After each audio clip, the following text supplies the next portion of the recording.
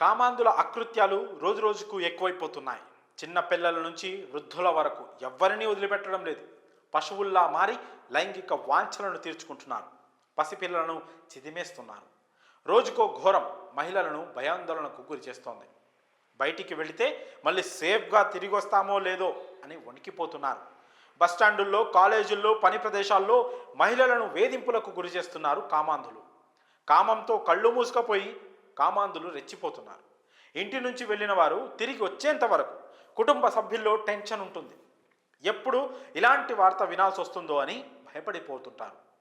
దేశవ్యాప్తంగా జరుగుతున్న అత్యాచారాలు ఆందోళన కలిగిస్తున్నాయి.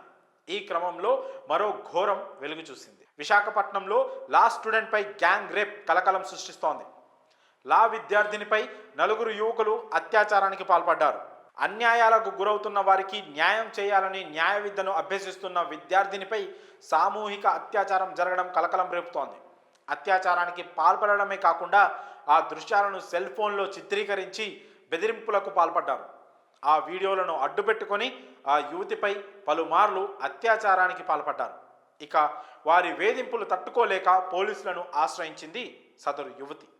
దీంతో ఈ దారుణం వెలుగు చూసింది. పోలీసులు తెలిపిన వివరాల ప్రకారం బాధితురాలు మధురవాడలోని ఎన్విపి లా కాలేజీలో లా 3rd ఇయర్ చదువుతోంది. ఈ క్రమంలో ఆమె సహచర విద్యార్థి అయిన వంశీతో స్నేహం చేసింది. ఆ స్నేహం కాస్త ప్రేమగా మారింది. ఈ నేపథ్యంలో వంశీ ఆ యువతిని పెళ్లి చేసుకుంటానని నమ్మించి ఈ ఏడాది ఆగస్టు 10న కంబాల కొండకు తీసుకొని వెళ్ళాడు. అక్కడే విద్యార్థినిపై అఘాయిత్యానికి పాల్పడ్డాడు. ఇక మళ్ళీ అదే నెల 13వ తేదీన డాబా గార్డెన్లో ఉంటున్న తన ఫ్రెండ్ ఆనంద్ ఇంటికి తీసుకువెళ్ళి అత్యాచారం చేశాడు. ఆ తర్వాత వంశీ స్నేహితులు ఆనంద్, రాజేష్, జగదీష్ కూడా అక్కడికి వచ్చి ఒకరి తర్వాత ఒకరు సామూహిక అత్యాచారానికి పాల్పడ్డారు.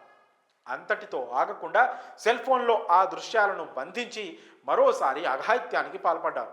2 నెలల తర్వాత ఆ వీడియోలను అడ్డం పెట్టుకొని ఆనంద్, రాజేష్, జగదీష్ బాధితురాలికి ఫోన్ చేసి వేధించడం మొదలుపెట్టారు. ఈ విషయాన్ని వంశీ దృష్టికి తీసుకువెళ్ళగా వారి కోరిక తీర్చాలంటూ మానసికంగా వేధించాడు వంశీ. వారి వేధింపులు తాళలేక లా స్టూడెంట్ ఈ నెల 18వ తేదీన ఫ్యాన్కు ఉరివేసుకొని ఆత్మహత్యాయత్నం చేసింది. గమనించిన బాధితురాలి తండ్రి అడ్డుకొని కూతురిని నిలదీయగా తనపై జరిగిన ఘోరాన్ని చెప్పింది. వెంటనే విశాఖ 2 టౌన్ పోలీసులకు ఫిర్యాదు చేశారు. కేసు నమోదు చేసిన పోలీసులు 4 నిందితులను అరెస్ట్ చేసి రిమాండ్కు తరలించారు. మరి లా స్టూడెంట్పై జరిగిన ఈ దారుణంపై మీ అభిప్రాయాలను కామెంట్స్ రూపంలో తెలియజేయండి.